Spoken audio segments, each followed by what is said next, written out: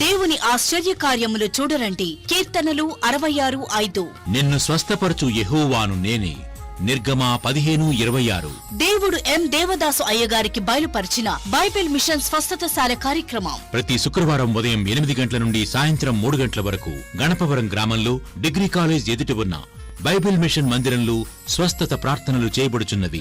ఈ ప్రార్థనల ద్వారా వేలాది రోగులు బాగుపడుచున్నారు. సంతానము లేని వారికి సంతానము కలుగుచున్నది. భూతముల చేత పీడించబడుచున్న వారికి భూత నివారణ కలుగుచున్నది. క్యాన్సర్, పక్షవాతం, క్షయ, ఉబ్బసం, కుష్టు, బీపీ, షుగర్, కడుపు నొప్పి, పోలియో, మెదడువాపు మొదలగు రోగములతో బాధపడుతున్న రోగులు స్వస్థత పొందుతున్నారు. గ్రుడ్డివారు చూపు పొందుచున్నారు. కుంటివారు నడుచుచున్నారు. చెవిటివారు వినుచున్నారు. స్త్రీలకు కలిగిన ప్రత్యేక వ్యాధులను దేవుడు బాగుచేయుచున్నారు. విశ్వాసము ఉంచుట మీ పని, ప్రార్థించుట మా పని, స్వస్థపరచుట దేవుని పని. అందరినీ హృదయపూర్వకంగా ఆహ్వానించుచున్నాం. ఉదయం లేచిన కానుండి రాత్రి పండుకునేంత వరకు సాతాను ద్వారా ప్రేరేపించబడిన వారిగా, సాతాను ద్వారా ప్రేరేపించబడిన తలంపులు గలవారిగా, ఎన్ని తలంపులు నీ తలలో మెదులుచున్నవో ఆ ప్రతి తలంపును దేవుడే లెక్కించుచున్నారు. చాలా సందర్భాలలో మన తలంపులు అనేకమైన చెడు ఆలోచనలు వచ్చేస్తూ ఉంటాయి. లోక సంబంధమైన, లోకపరమైన తలంపులు మన మందులలోనికి వచ్చేస్తూ ఉంటాయి. అమ్మా, ఆ ప్రతి తలంపును దేవుడు లెక్క పెట్టుకుంటున్నాడు, మర్చిపోకండి. ప్రతి తలంపును దేవుడు లెక్కేస్తూనే ఉన్నాడు. ఈ ప్రసంగం అంతా వినేటప్పటికి ఇలా అనిపిస్తుంటుంది, ఆ గొర్రెల కాపరు లెక్కెట్టినట్లుగానే 1, 2 అని లెక్కెట్టిన గొడవలు పోయినేమోనండి అయ్యారు.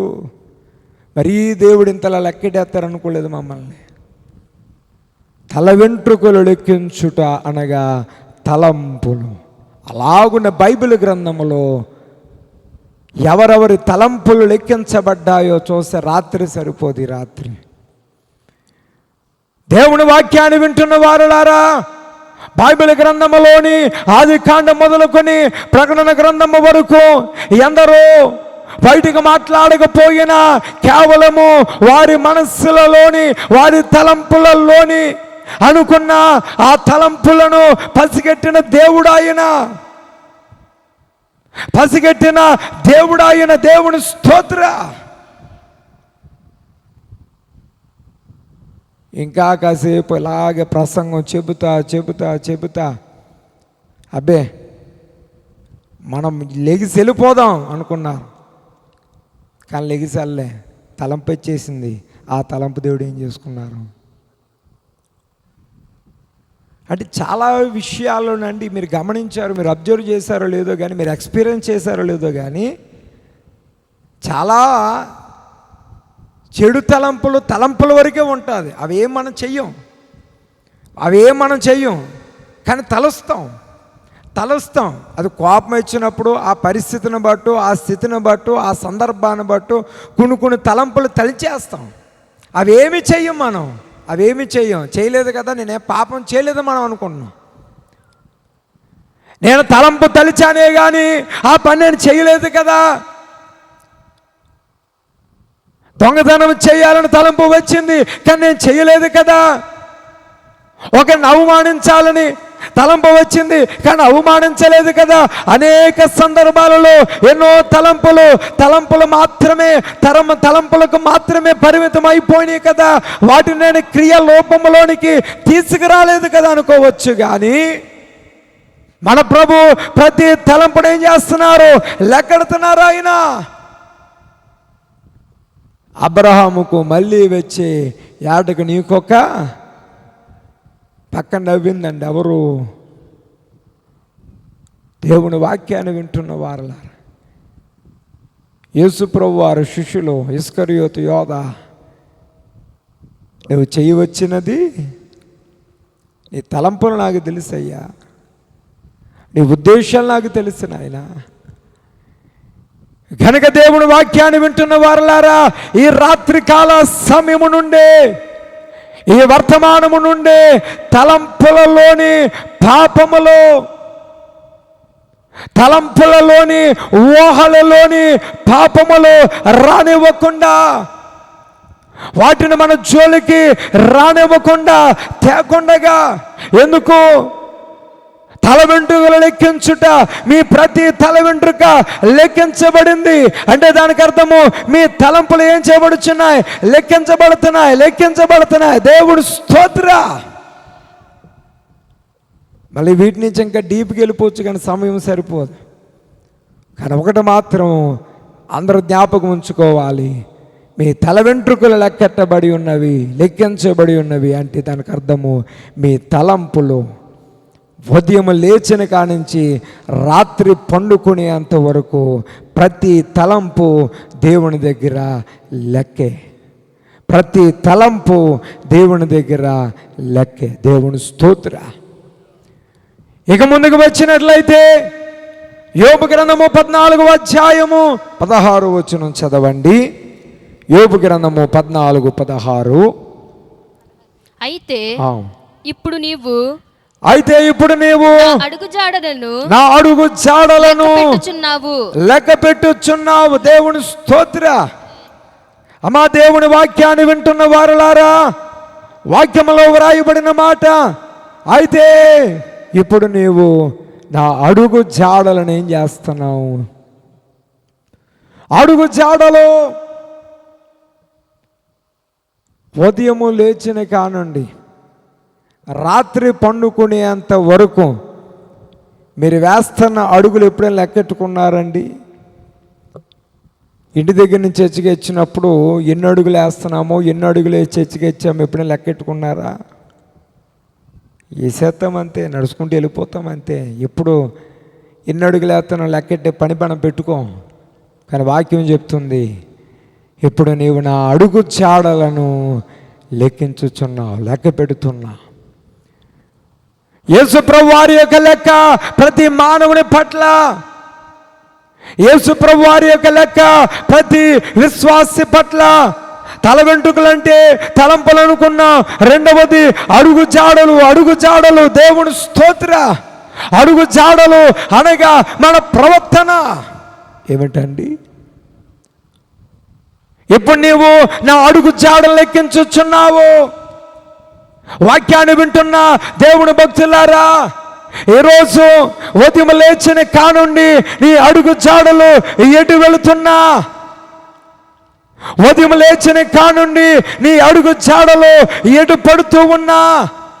వాక్యములో ప్రభు వ్రాయించుచున్నారు, నీ ప్రవర్తన నేను లెక్కించుచున్నాను. దేవుని వాక్యాన్ని వింటున్న వారులారా, యేసుప్రభు వారి శిష్యుడైన ఇస్కరియోతు యోధా ఎవరు నమ్మేశాడు? అమ్మ గట్టిగా, దేవుని స్తోత్ర. నాకు అర్థం కాక అడుగుతానండి, అమ్మేయడానికి ఇస్కరియోతు యోధా ఎవరు? కొనుక్కోవడానికి వారెవరు? ఇప్పుడు మీరు ఫారెన్ వెళ్ళారండి, ఎక్కడికి? ఏ అమెరికాయో యూకేయో ఎక్కడికి వెళ్ళి మాది ఇండియా, మా ఇండియా నేను అమ్మేస్తున్నాను అంటే అమ్మేయడానికి మీరు ఎవరు? కొనేసుకుంటానికి వాళ్ళు ఎవరు? ఆయన ప్రభు అండి, ఆయన లోకరక్షకుడు, ఆయనంట ఈయన అమ్మేశాడంట. వారేం చేశారు? కొనేసుకున్న వారు సంతలో పశువులు లాక్కెళ్ళినట్లుగా ఏం చేశారు? ఆయన్ని ఈడ్చుకుంటూ తీసుకుపోయారు. ఆ ఇస్కరియోతు యోధా ఉదయం లేచిన కానుండి దేవునితో ఉన్నట్లుగానే ఉండి, ఆయనతో నడుచుచున్నట్లుగానే నడుచుచు, అతని అడుగు జాడలు ఎటు పడుతున్నాయో, ఎటు వెళుతున్నాయో, ఏ వైపుకి వెళుతుందో అంతా కూడా దేవుడు గమనిస్తూనే ఉన్నారు. అమా గమనించాలి. ఆ ఇస్కరియోతు యోధా యొక్క ప్రతి అడుగు జాడ దేవుడు గమనిస్తూనే ఉన్నారు. ఈ రాత్రికాల సమయమునందు దేవుడు వాక్యాన్ని వింటున్న వారులారా, నీ నా ప్రతి అడుగు జాడను దేవుడు ఆయన లెక్కించుచూనే ఉన్నారు. అడుగు జాడను లెక్కించుట అనగా మన ప్రవర్తన లెక్కించుట. ప్రతి వాని క్రియల చెప్పున ఇవ్వాలి కదా. మరి దేవుని వాక్యాన్ని వింటున్నా దేవుని భక్తులారా, దేవదేవుని విశ్వాసులారా గమనించండి. ప్రతి అడుగు జాడను దేవుడే గమనిస్తూనే ఉన్నారు. అందుకనే ఇస్కరియోతు యోధా విషయమై మీలో ఒకడు నన్ను అప్పగించబోతున్నాడు అని అనేక విధములుగా దేవుడు అక్కడ మాట్లాడిన సందర్భము మనం ఎరిగిన వారమే. బహుశా మనం వేసేటువంటి అడుగులతో కూడిన జాడలు ఎవరికి తెలియకుండా, ఎవరికి కనబడకుండా దాచిపెట్టవచ్చు. కానీ సమస్తమును చూచుచున్న దేవుడు, ఆయన కనుదృష్టి లోకమందంతటా సంచారము చేయబడుచున్నదన్న ఆ ప్రభు దృష్టి ఎప్పుడు మన అడుగు జాడల పైన, అనబడుచున్న మన ప్రవర్తన పైనే. అంతెందుకండి, ఎలీషా గారి శిష్యుడు ఎవరు? గెహాజీ. ఈయన వెళ్ళి నయమాను గారి దగ్గర ఏం తెచ్చుకున్నాడు? 4 మణుగులు వెండి, 2 జతల బట్టలు తెచ్చుకున్నాడు. తెచ్చుకొని ఏ మెరనట్టు వచ్చి, నా ఏలిన వాడు నేను ఎక్కడికి వెళ్తానయ్యా, నాకేం పని ఉంది నాయన, నా పని ఆ పాట ఎంతసేపు నీ దగ్గరే ఉండటమే కదా నాయన అన్నట్టు మాట్లాడాడు. ఏమన్నాడు ప్రవక్త? నీ వెళ్ళు స్థలమునకు, నా మనస్సు నా ఆత్మ నీతో కూడా. దేవుని వాక్యాన్ని వింటున్న వారులారా, ఈరోజు నీ అడుగు జాడలు ఎటు వెళుతూ ఉన్నా ఆయన నీ వెంటే ఉన్నారు, ఆయన నీతోనే ఉన్నారు. అడుగు జాడలు లెక్కించుట అనే మాటకు అర్థము మన ప్రవర్తనను లెక్కించుట. ఈరోజు ప్రతి ఒక్కరి విషయాన్ని గమనించాలి. ఉదయం లేచిన కానుండి అడుగులు వేసే ముందు, వెళ్ళే చోటు, వెళ్ళే ప్రాంతము, వెళ్ళే ప్రదేశము, అక్కడ పడే మన అడుగును బట్టి అడుగు జాడ, దాన్ని బట్టి మన ప్రవర్తన దేవుడు లెక్కిస్తూనే ఉన్నాడు. ఇది 2 దేవుని లెక్క అనబడుచున్న నేటి దిన వర్తమానములో. మొదటిదేమో తల వెంట్రుకలు లెక్కించుట, అంటే ఏమనుకున్నామండి? ప్రవర్తన లెక్కించుట. 2 అడుగు జాడలు లెక్కించుట, అంటే ఏమనుకున్నాము? అయ్యా, ప్రవర్తన లెక్కించుట. తల వెంట్రుకలేమో తలంపులు లెక్కించుట, అడుగు జాడలేమో ప్రవర్తన లెక్కించుట. ఇక 3వది గమనించగలిగినట్లయితే కీర్తన గ్రంథము 56వ అధ్యాయము 8వ వచనం చదవండి. కీర్తన గ్రంథము 56:8. నా సంచారములను నీవు లెక్కించి ఉన్నావు, నా సంచారములను నీవు లెక్కించి ఉన్నావు. దేవుని స్తోత్రం. అమ్మా గమనించండి, దేవుని లెక్కలో, మనలను గూర్చిన లెక్కలో 3వది ఏంటి? సంచారమును లెక్కించుట. సంచారము లెక్కించుట అనబడుచున్న వర్తమానమును బట్టి ఏమిటి ఈ సంచారము? వాక్యములో ప్రస్తావించబడిన ఈ సంచారము అనగా ఏమిటని గమనించగలిగినట్లయితే మన జీవిత కాలము ఏమిటండి అమ్మా? అంటే ఒక మాటలో చెప్పాలంటే, ఆ సంచారము లెక్కించున్నావంటే నా జీవితమును నువ్వు లెక్కించుచున్నావు, నా జీవితాన్ని నువ్వు లెక్కించుచున్నావు. నా బ్రతికేమిటో, నా జీవితం ఏమిటో సమస్తము నువ్వు లెక్కించుచున్నావు. దేవుని స్తోత్ర. లోకంలో ఒక మాట అంట, ఇక్కడ ఏం రాసి పెట్టుందో, నా బతుక్కి, నా జీవితానికి ఏది రాసి పెట్టుందో అదే ఏమవుద్ది అంటే ఆ మాటకు అర్థం ఏంటండి? అసలు ఏం రాసి పెట్టుందో అదే జరుగుద్ది, కొత్తగా ఏం జరగదు. ఏం రాసి పెట్టుంటే అదే జరుగుద్ది అంట. అంటే ఆ మాటకు అర్థం ఏమిటి? నాకు అర్థమైన అర్థం ఏంటంటే, మన జీవితం ఏదైతే ఉందో మన బ్రతుకు ఏదైతే ఉందో ఇదంతా కూడా ముందే రాసేసి ఉంది. ఇదంతా కూడా ముందే రాసేసి ఉంది. ఆ రాసిన దానిని బట్టి జీవితం అనేది జరుగుతూ ఉంటుంది. అదేనండి దానికి అర్థం. ఒకసారి గమనిద్దాం. యేసు ప్రభువుల వారు ఆయన భూమి మీద అడుగు పెట్టక ముందే మొత్తం ఆయన జీవిత చరిత్ర పుస్తకం భూమి మీదకి వేసింది. ఎవరు? యేసు ప్రభువుల వారు. యేసు ప్రభువుల వారు ఆయన భూమి మీద అడుగు పెట్టక పూర్వమే, ఆయన అడుగు పెట్టక మునుపు కొన్ని వందల సంవత్సరాల క్రితమే ఆయన జీవిత చరిత్ర భూమి మీదకి వచ్చేసింది. అనగా మనకు శిశువు పుట్టాను, మనకు కుమారుడు. ఎక్కడ? యెషయా గ్రంథం. అనేకమైనటువంటి ప్రవచనాలు, వాగ్దానాలు పాత నిబంధనలో, మీకా గ్రంథములో అనేక చోట్ల ఎక్కువగా సిలువను గూర్చి, అంటే పాత నిబంధనలోని యెషయా గ్రంథం అనబడుచున్న 53వ అధ్యాయం చదువుతూ ఉంటారు. మేము తెలియజేసిన సమాచారం, ఎవడు నమ్మెను యెహోవా బాహు ఎవనికి బయలుపరచవలను, లేత మొక్క వలను, ఎండిన భూమిలో మొలిచిన మొక్క వలను అని చదువుతూ ఉంటాం. అందులో నిజంగానండి యేసు ప్రభు వారి శ్రమలు చూచిన వ్యక్తి కూడా అలా రాయలేడేమో. చూడకుండా కొన్ని వందల సంవత్సరాల క్రితం క్రీస్తు పూర్వం పాత నిబంధనలో ఈ యెషయా మహాభక్తుడు వ్రాశాడు. అంటే దీన్ని బట్టి మీరు గమనించాలి. యేసు ప్రభు వారు భూమి మీద అడుగు పెట్టక ముందే ఆయన జీవిత చరిత్ర అంతా కూడా భూమి మీదకి వచ్చింది.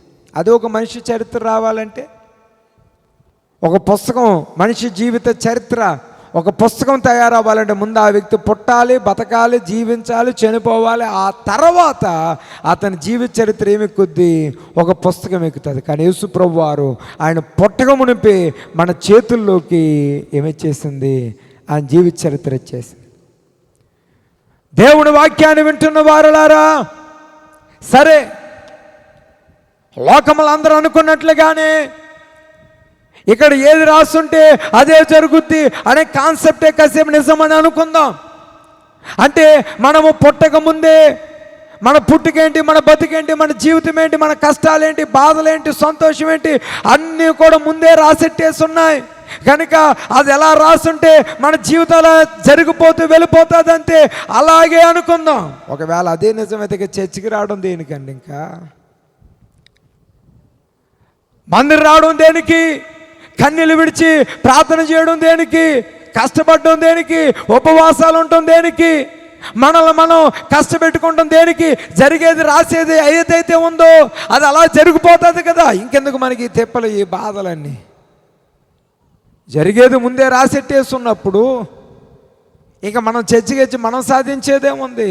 ఉపవాసాలు ఉండి మనం మార్చేదేముంది? కానీ గమనించండి, హిజ్కియా తన పుస్తకం ప్రకారంగా అతడు చనిపోవాలి.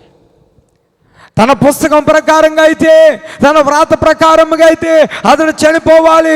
ప్రవక్త తెచ్చాడు, నీవు చనిపోతావు, సత్యం మొత్తం, నీ రాజ్యాన్ని చెక్కబెట్టుకో, ఇక నువ్వు చేసేదేమీ లేదు. అతడు గోడ తట్టు తిరిగాడని ఇక్కడ రాసి పెట్టి ఏది ఉంటే అది అంటారు కదండి. తనకు రాసి పెట్టి ఉంది ఏంటి? ఏమవ్వాలి? చనిపోవాలి. అది అతను రాసి పెట్టి ఉంది. కానీ గోడ తట్టు తిరిగాడు. గోడ తట్టు తిరిగిన ఆ వ్యక్తి ప్రభుకి ప్రార్థన చేస్తున్నాడు.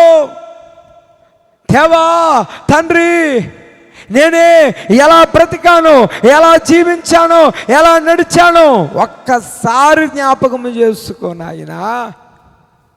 నీ ఎడల ఎంతటి భయభక్తులు కలిగి ఉన్నాను. అతడు చేసిన ఆ ప్రార్థన, అతనికి రాసి పెట్టిన దానిని బట్టి అయితే అతనికి మరణమే. కానీ ఆ రోజు అతడు ప్రభువుకు చేసిన ఆ ప్రార్థన అతనికి 15 సంవత్సరాల ఆయుష్కాలం ఇచ్చింది. నమ్మిన వారు చెప్పకూడదామండి. దేవుని స్తోత్ర. ఎందుకు ఈ ఉపవాస కోటాలు? ఎందుకు ఈ ఉపవాస కోటాలు అనగా మీ రాతలను తిరగరాసుకోవడానికి. మీ రాతలు ఏవైతే లోకపరముగా శ్రమలతో, బాధలతో, కష్టములతో, అప్పులతో, అనారోగ్యములతో, లోక సంబంధమైన కష్ట నష్టములతో, ఇరుకు ఇబ్బందులతో బాధించబడినదిగా ఉందో ఆ రాతలను తిరగ రాసుకునుడు కొరకే ఈ ఉపవాస ప్రార్థనలు. దేవుని స్తోత్ర.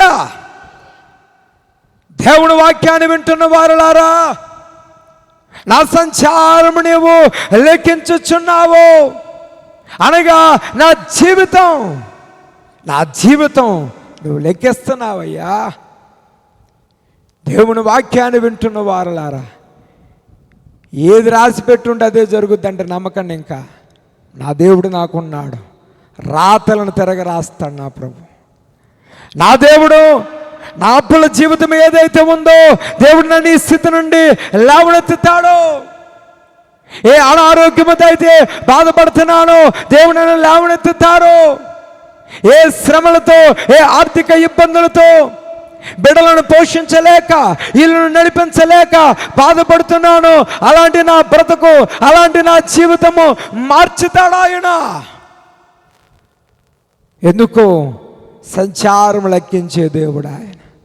సంచారం లెక్కించే దేవుడు ఆయన అనగా నీ జీవితాన్ని లెక్కించే దేవుడు ఆయన. దేవుని స్తోత్ర. ఇది 8వది. 3వది. 4వది మత్తయి సువార్త 12వ అధ్యాయము 36వ వచనం చదవండి. మత్తయి సువార్త 12వ అధ్యాయం 36వ వచనం.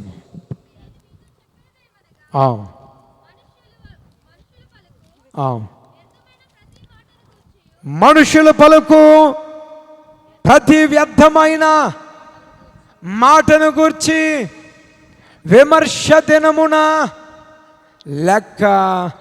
దేవుని స్తోత్ర. మన ప్రసంగం ఏమిటండి? దేవుని లెక్క.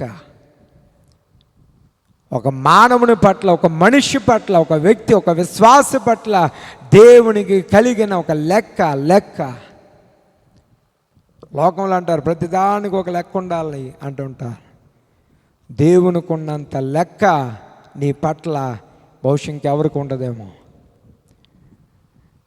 ఈరోజు నాకంటూ ఎవరు లేరు, నన్ను ఎవరు పట్టించుకోవట్లేదు, నా బాధ ఎవరికి అక్కరలేదు, నేను ఎవరికి పట్టను అని అనుకుంటున్నావేమో. ఈ రాత్రి ప్రభు తన వాక్యము ద్వారా నీతో మాట్లాడుతున్నారు.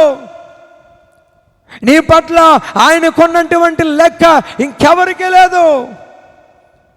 దేవుని వాక్యాన్ని వింటున్న వారులారా, అదే 4వదిగా మాటలను లెక్కించుట. ఏమిటండి అమ్మా? మాటలను నీ వాడు ప్రతి మాట మర్చిపోతావు నువ్వు, కానీ ఒక లెక్క దినము ఉంటుంది. ఒక దినం వస్తుంది, నువ్వు వాడిన ప్రతి మాటకి ఏం చెప్పాలి? లెక్క చెప్పాలి. దేవుని స్తోత్ర. దేవుని వాక్యాన్ని వింటున్న దేవుని భక్తులారా, దేవదేవుని విశ్వాసులారా, మాటలను లెక్కిస్తాడు ఆయన.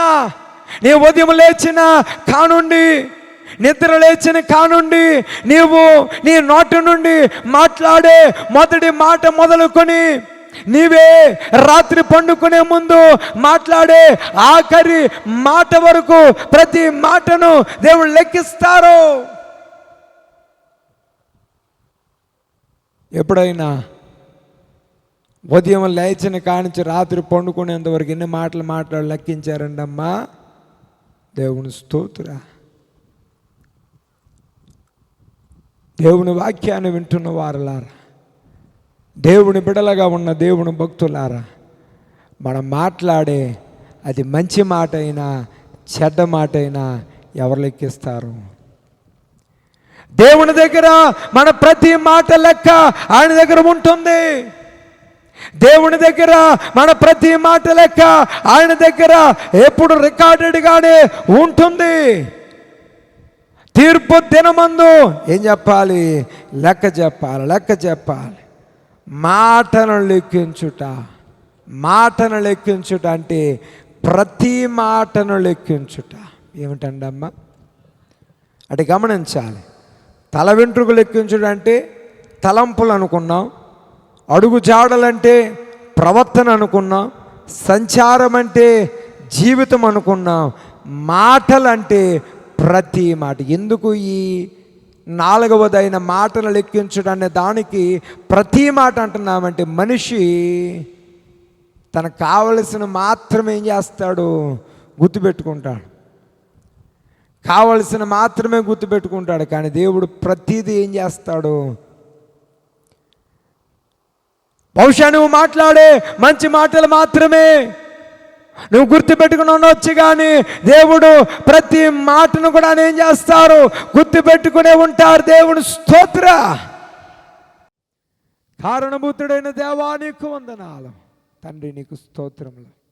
అల్పులము, దీనులము, అయోగ్యులము దేవా, ఏ అర్హత లేని వారము నాయన, మమ్మల్ని నీ పాద సాన్నిధ్యమునందుము ఈ నేటి దిన ఈ ఉపవాస ప్రార్థన సమావేశములో మమ్మల్ని నిలవబెట్టుకుని నీ మాటల ద్వారా, నీ వాక్యం ద్వారా మీరు మాకు వినిపింపచేసిన విధానముకి నీకు స్తోత్రములు తండ్రి. అటు నీ మాటలను మా హృదయమందు బలపరచమని, నీ వాక్యం మా పాదమును దీపం, మా త్రోకు వెలుగును అన్న నీ మాట నేటి దిన వర్తమానము ద్వారా మా జీవితంలో మీరే జరిగించమని, మీరే ఘనమైన బలమైన సాక్షులుగా నిలవబెట్టి మంచి నేల పడిన విత్తనముల వలె నూరంతలుగా ఫలించగలిగే ఆయన ఈ వర్తమానముగా మీరు నిలవబెట్టిన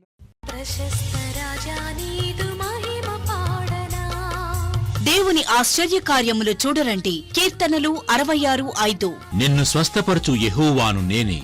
నిర్గమ 15:26. దేవుడు ఎం దేవదాసు అయ్యగారికి బయలుపరిచిన బైబిల్ మిషన్ స్వస్థతశాల కార్యక్రమం ప్రతి శుక్రవారం ఉదయం 8 గంటల నుండి సాయంత్రం 3 గంటల వరకు గణపవరం గ్రామంలో డిగ్రీ కాలేజ్ ఎదుట ఉన్న బైబిల్ మిషన్ మందిరంలో స్వస్థత ప్రార్థనలు చేయబడుచున్నవి. ఈ ప్రార్థనల ద్వారా వేలాది రోగులు బాగుపడుచున్నారు. సంతానము లేని వారికి సంతానము కలుగుచున్నది. భూతముల చేత పీడించబడుచున్న వారికి భూత నివారణ కలుగుచున్నది. క్యాన్సర్, పక్షవాతం, క్షయ, ఉబ్బసం, కుష్టు, బీపీ, షుగర్, కడుపు నొప్పి, పోలియో, మెదడువాపు మొదలగు రోగములతో బాధపడుతున్న రోగులు స్వస్థత పొందుతున్నారు. గ్రుడ్డివారు చూపు పొందుచున్నారు. కుంటివారు నడుచుచున్నారు. చెవిటివారు వినుచున్నారు. స్త్రీలకు కలిగిన ప్రత్యేక వ్యాధులను దేవుడు బాగుచేయుచున్నారు. విశ్వాసము ఉంచుట మీ పని, ప్రార్థించుట మా పని. స్వస్థపరచుట దేవుని పని. అందరినీ హృదయపూర్వకంగా ఆహ్వానించుచున్నాం.